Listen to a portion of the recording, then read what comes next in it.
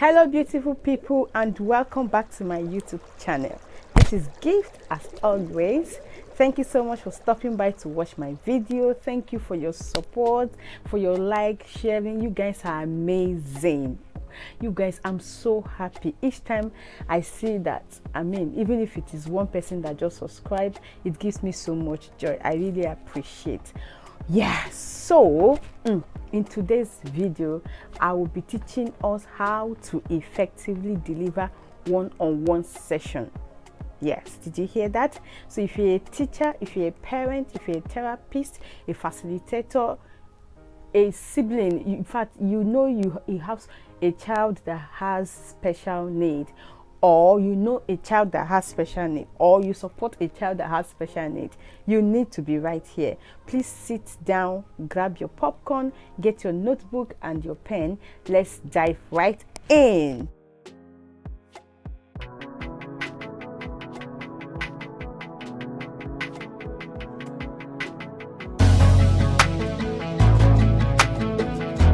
Hi guys. So in today's topic, I will try to share tips or things you can do to give an effective or deliver an effective one-on-one session. One-on-one session is when you have a child that you are giving therapy to, right? Just you and that child in maybe a space or a room. Okay, so the first thing I would like to say is you need to be prepared. Yes, you need to get prepared before session. I cannot overemphasize the importance of getting prepared before session. Yes, please don't be that therapist or that facilitator or that person that it is during session, you know that you want to get this, you want to get that, you are distracting the child, you want to move here, you want to, I did not pick up my scissors, no pencil, oh no this, oh no that, please can you help me, give me. No, make sure that before that session you already know what you're working on. That is why you need to get yourself familiarized with your clients or your child's IEP or program or whatever you are working with, so that you will know the necessary materials you need for that session. So you get them ready. You need A4 paper, you need crayons, you need pencil, you need scissors, you need whatever it is, you need maybe puzzles or beads, whatever you need for this session. Please bring them into the room or into the space you are having this session, so that you don't need to stand up. You just need to stretch your hand and then continue with your session.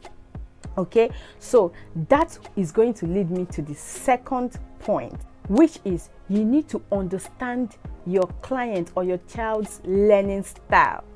Yes, please, every child has his or her learning style. Every child must not learn the same way.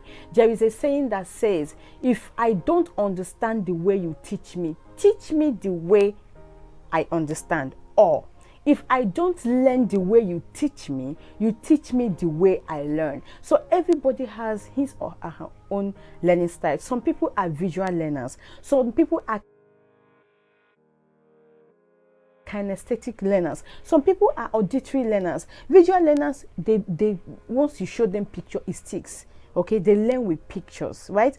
Children with autism mostly learn with visuals, so you need that visual support to aid them with understanding. Okay, so there are some children that learn, that kinesthetic, they learn by movement. It is when they move they learn. Okay, so, and it will be so wrong for you to sit a child like that in a particular confined space saying that you want to teach the child. The child might not understand or learn what you are saying. So it's very important for you to understand each child's learning style and try as much as possible to deliver your session through his or her own learning style. So some children might have more than one learning style. You might be a kinesthetic learner that is also an auditory learner. So you know how to pair both. So I said with children with autism, usually they learn more with visual support. So you see, they are more of visual learners. Some are more of visual and auditory learners, okay? So it's important, try to study every child, every client you are working with to understand them. It is very, very important, all right? So that will lead me to the next point. Prepare your schedule card before session. So you need to prepare this schedule card, or we call it visual support, okay, with the child you are working with. Okay, this helps with transitioning. This helps to get the child ready, and also throw more light to the child on what to expect, or what to expect during the section. So take for example, you are working with client A or child A. Okay, so you have visual schedules. Those small visual, I will try and put pictures so for support, for better understandings. So maybe the first thing you want to do is greeting, days of the week, months of the year. You do your math, you do your literacy, you do your maybe conversation, depending on what. So you need to, you and the child need to set the schedule together. So you bring it, you can put it on the table and say, okay, let's set your schedule, right? So you start, the child picks and stick.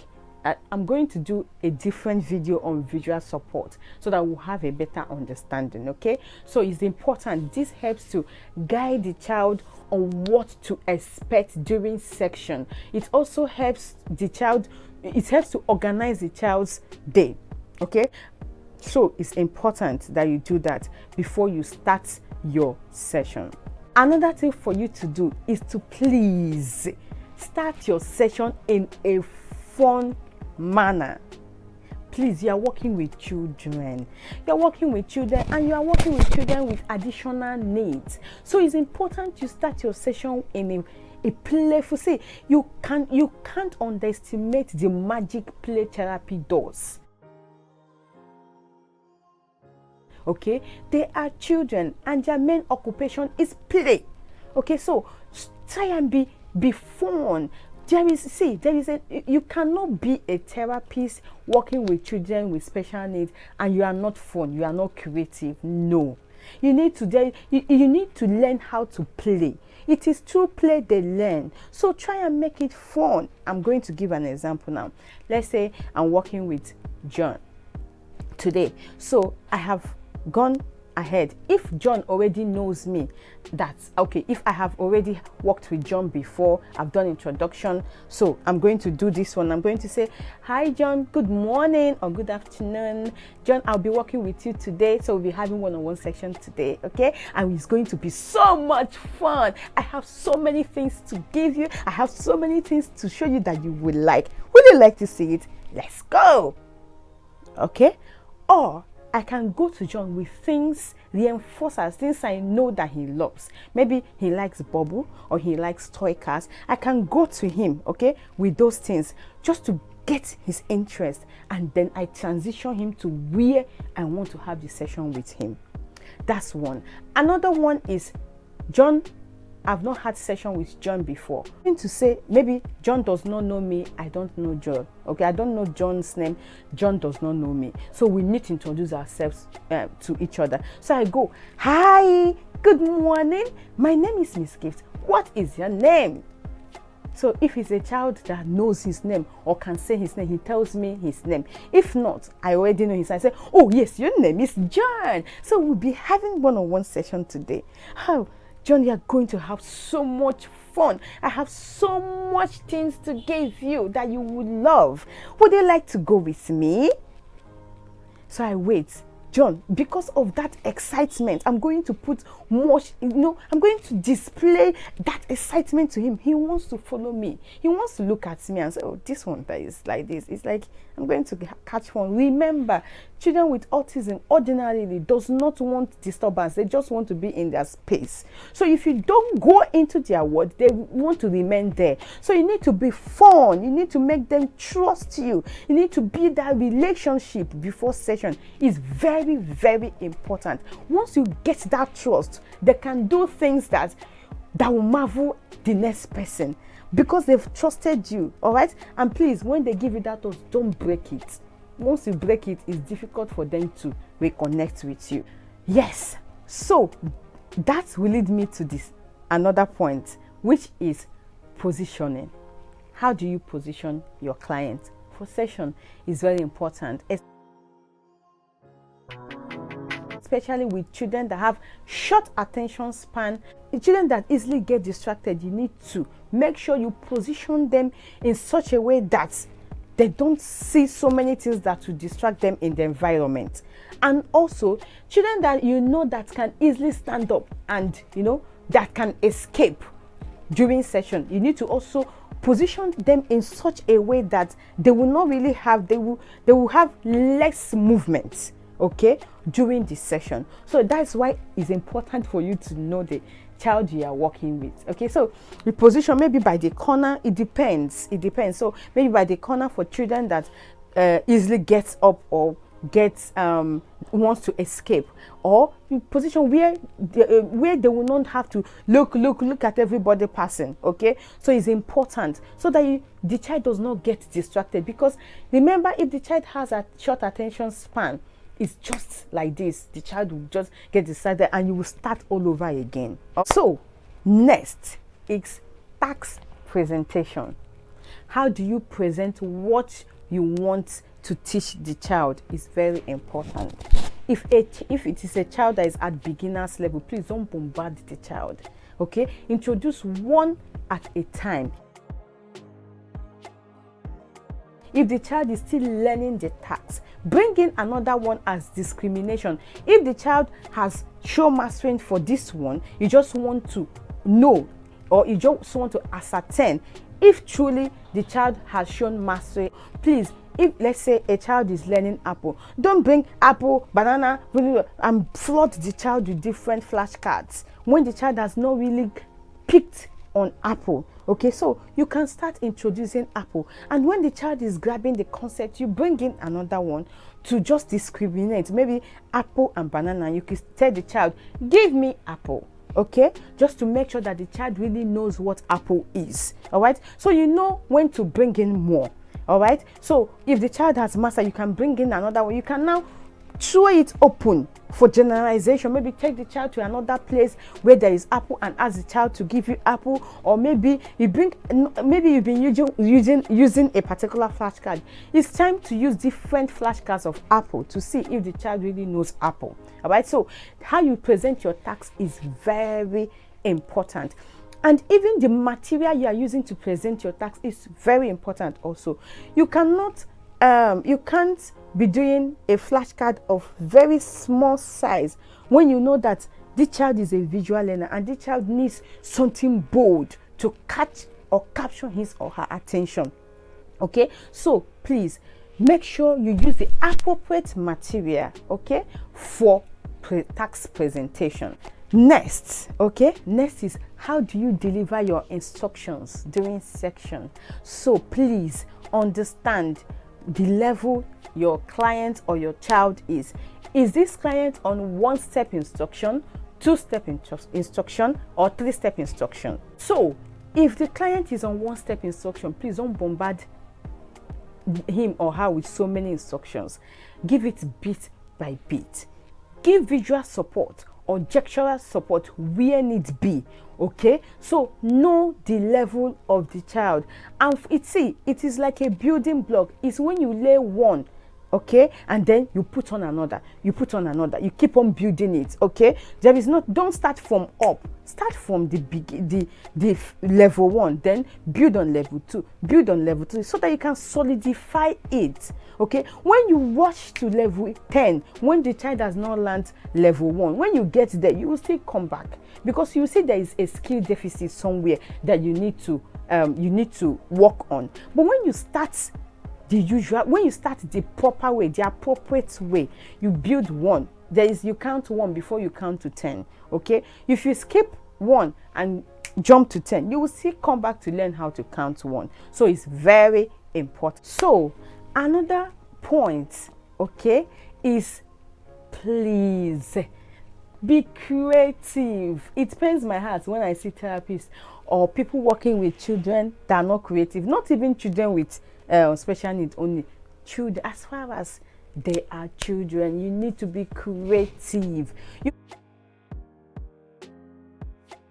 It's not a one thing that is applied to everyone. Okay, be creative. Do it this way, do it that way, do it as long as you are targeting the same goal. That is why you need to have a goal. You need to have a goal. Okay, have the child's IEP or the child program so that you are working towards something. Okay, so this is a goal. So you can use different media as long as they are all towards achieving that main purpose and they are all purposeful. Okay, so please try and be creative. If presenting tasks on the table is not working, try the floor. Okay, try the wall. Okay, try outdoor. Okay, have you tried counting numbers on the swing? Have you tried counting numbers on the trampoline? Have you tried hopping and counting numbers? Have you tried writing numbers on the sand? Have you tried molding numbers with Play-Doh? Try different things. Be creative. Okay, be that therapist that the child want to look forward to. Okay, his or her session. Be that therapist. Okay, engage their minds. They are children. Once you are fun and you are creative, they always want you. You will see there will be someone clingy. They want you always. It's because they are enjoying what they are getting. All right, so please, it's very important, and try to meet every child at their need. Okay, know what every child needs. If it's a child that is sensory seeking, make sure you deliver sensory integration. Okay, when need be, you can give at the beginning of the session, in between session, just depending on how your program is.